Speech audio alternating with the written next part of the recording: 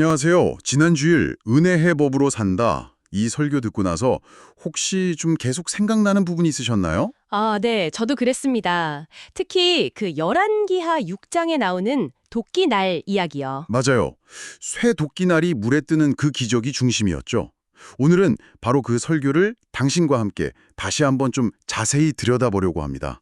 설교에서 제시된 그 핵심 질문 있잖아요.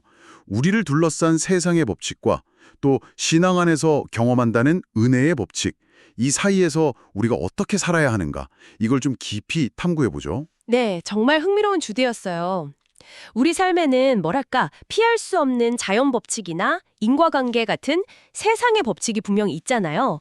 그런데 지난주일 설교는 믿음을 통해서 그 법칙 너머에 다른 차원, 그러니까 은혜의 법칙이 개입될 수 있다. 이렇게 이야기했죠. 그렇죠. 이 두 법칙이 어떻게 보면 충돌하기도 하고 또 어떻게 보면 공존할 수도 있고 이게 우리 삶에 어떤 의미를 주는지 한번 같이 이야기 나눠보면 좋겠습니다. 좋습니다. 그럼 먼저 지난 설교에서 강조했던 예배의 본질부터 한번 짚어볼까요? 경배, 영어로는 worship이죠. 그리고 찬양, praise, 이 두 가지로 설명했었는데요. 경배는 하나님 앞에서 완전히 자신을 낮추는 것, 정말 그야말로 바닥에 완전히 엎드리는 그런 겸손의 극치라고 했고요. 네, 맞아요. 그게 단순한 자세가 아니라 태도의 문제라고 했죠. 내가 정말 얼마나 낮은 존재인가를 인정하는 것. 반대로 찬양은 그 낮은 자리에서 하나님이 얼마나 높고 위대하신 분인지를 온 힘을 다해서 선포하는 행위라고 풀이했고요. 아, 결국 예배라는 건 이 극단적인 자기 낮춤과 하나님 높임이 동시에 일어나는 뭐랄까 아주 역동적인 만남이다. 이런 의미였죠. 그리고 지난 설교에서는 이런 진정한 예배에는 중요한 결과들이 따라온다고 했어요. 그냥 종교적인 의무를 다하는 걸 넘어서는 어떤 체험인 거죠. 첫째는 하나님이 정말 어떤 분이신지 내 삶의 주관자이심을 깨닫게 된다는 거였고요. 그리고 두 번째는 그런 하나님 앞에서 내가 어떤 존재인지, 죄인이지만 동시에 어마어마한 가치를 지닌 존재라는 걸 발견하게 된다는 점이었죠. 이 두 가지 인식이 참 중요해요. 네, 그리고 바로 이어서 오늘 주제와 딱 연결되는 세 번째 결과가 있었죠. 바로 하나님의 다스리심, 그분의 통치가 내 삶의 현실 속으로 들어온다는 것. 생각이 바뀌고 삶의 방향이 달라지고 심지어는 병이 낫거나 기적이 일어나는 경험까지 다 포함해서요. 그렇죠. 바로 이 세 번째 결과가 은혜의 법칙이 작동하는 영역으로 넘어가는 다리 역할을 한다고 볼 수 있겠네요. 설교 중에 그 식당 일 하시던 세신자분, 어깨 통증 치유 간증 나왔었잖아요. 아, 네네. 기억나요? 설교자 본인은 기억도 못하는데 축도 때 지나가면서 어깨를 살짝 쳤는데 그 후에 고질적인 통증이 싹 사라졌다는 이야기. 이걸 하나님의 직접적인 개입? 그러니까 그분의 다스리심이 임한 결과다. 이렇게 해석했죠.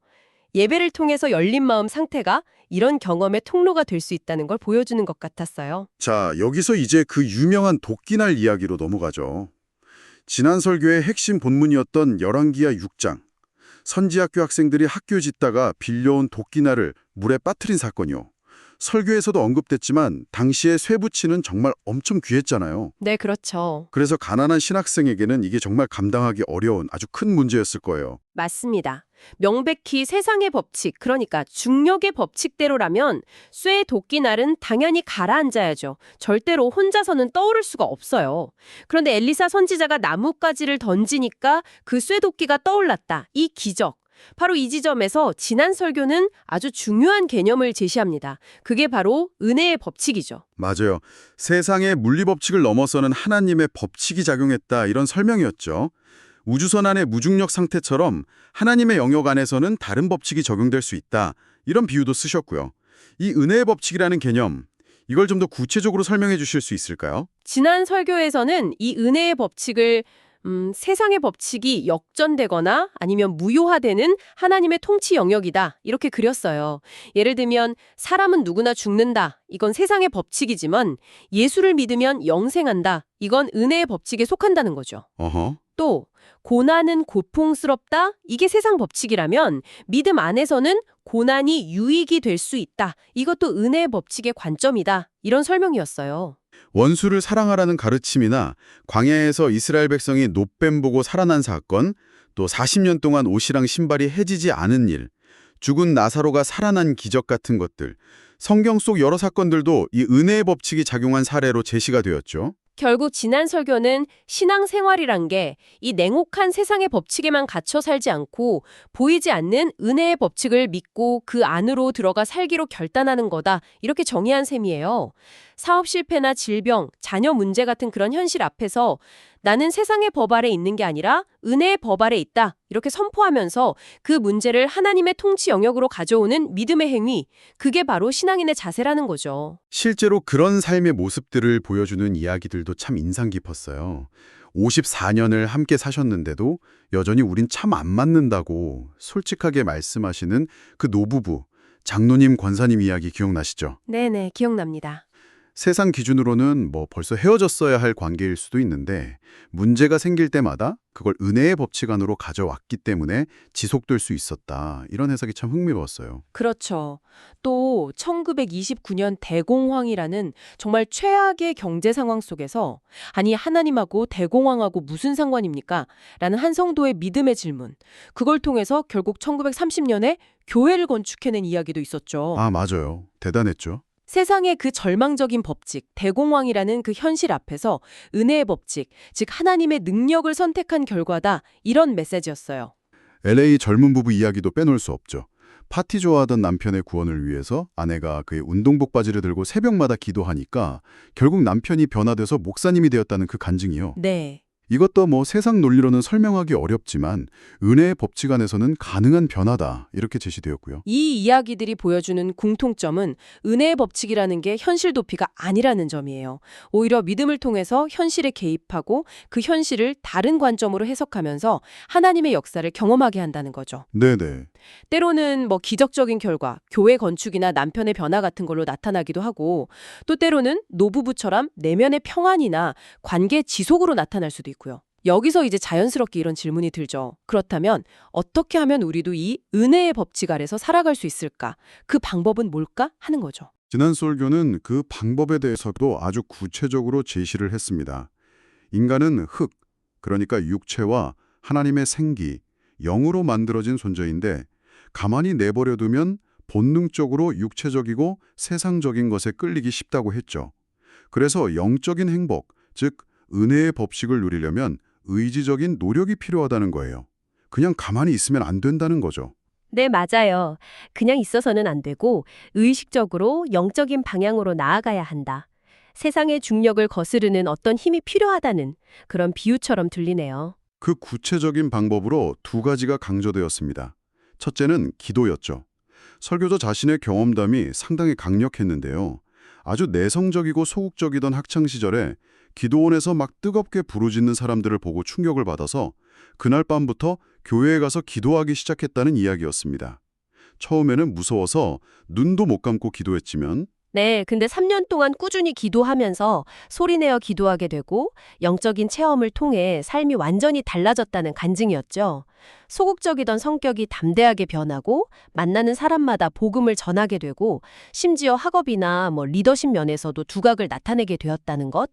기도를 통해서 자신의 어떤 타고난 기질이나 환경이라는 세상의 법칙을 넘어서는 은혜의 법칙을 경험했다는 그런 생생한 증언이었어요. 그리고 두 번째 방법은 말씀이었습니다. 단순히 성경을 읽는 걸 넘어서 그 말씀을 붙잡고 내 삶에 적용하고 선포하는 것. 설교자 본인이 미국에서 겪었던 어려움 속에서 요한계시록 말씀을 붙잡았던 이야기가 나왔잖아요. 둘째 아이의 청각장애 문제랑 불안정한 신분 때문에 모든 것이 막막했던 그런 절망적인 상황에서요. 아, 네. 그 부분 저도 기억나요. 각 족속과 방언과 백성과 나라 가운데서 사람들을 피로 사서 저희로 우리 하나님 앞에서 나라와 제사장을 삼으셨으니 저희가 땅에서 왕 노릇하리로다. 이 말씀이요. 계시록 5장 9절 10절. 여기서 사람들 자리에 자기 이름을 넣어서 읽었다는 부분이 참 인상적이었어요. 하나님께서 김경수를 피로 사서 이 땅에서 왕 노릇하게 하셨도다. 이렇게요. 그렇죠. 현실은 비자 문제 때문에 묶여서 어떻게 보면 노예 같은 처지인데 말씀은 자신을 왕이라고 선언하는 걸 보고 내 현실이 맞습니까? 아니면 하나님 말씀이 맞습니까? 이렇게 물으면서 결국 말씀을 믿기로 선택했다는 거죠. 그리고 그 믿음을 입으로 선포했을 때 실제로 길이 열리기 시작했다는 그런 간증이었어요. 결국 정리해보면 은혜의 법칙 아래 살아가기 위해서는 기도와 말씀이라는 영적 실천이 필수적이다. 이런 결론에 이르게 됩니다. 디모데전서 4장 5절 말씀, 하나님의 말씀과 기도로 거룩하여짐이라 이걸 인용하시면서 이 거룩함이라는 게 바로 세상의 법칙과 구별되어서 은혜의 법칙 아래 사는 상태다. 이걸 시사하신 거죠. 네. 우리를 끊임없이 끌어당기는 세상의 논리나 한계, 이런 것들을 의식적으로 거스러 올라가기 위한 어떤 영적인 날갯짓이라고 할까요? 결국은 눈앞의 현실을 따를 것인가 아니면 보이지 않는 하나님의 약속을 믿고 따를 것인가 하는 어쩌면 매일의 끊임없는 선택의 문제로 귀결되는 것 같습니다. 자, 이 모든 이야기들이 당신에게는 어떻게 다가오셨는지 모르겠네요. 지난 주일 설교는 우리가 발딛고 사는 이 세상의 법칙 속에서도 믿음을 통해서 하나님의 은혜의 법칙이라는 다른 차원의 현실로 들어갈 수 있다. 이렇게 강력하게 선언했습니다. 그 안에서는 쇠도끼가 물에 뜨는 것과 같은 기적, 또 삶의 근본적인 변화, 세상에 줄 수 없는 참된 평안을 경험할 수 있다는 그런 희망의 메시지였죠. 어려운 현실 앞에서 나는 세상의 법이 아닌 은혜의 법으로 산다. 이렇게 선포하는 것의 의미를 다시 한번 생각해 보게 됩니다. 마지막으로 당신에게 한 가지 질문을 던지면서 마무리하고 싶습니다. 지난 설교는 선택과 믿음의 선포를 통해서 은혜의 법칙 안으로 들어갈 수 있다고 강조했는데요. 지금 당신의 삶에서 세상의 법칙이 유난히 강하게 느껴지거나 당신을 좀 짓누르는 영역이 있다면 어디일까요? 그리고 그 영역에 대해서 설교에서 제시된 관점, 즉 기도와 말씀을 통해서 현실 너머의 약속을 붙잡고 나는 은혜의 법으로 살겠다고 선포하는 태도를 적용해 본다면 어떨까요?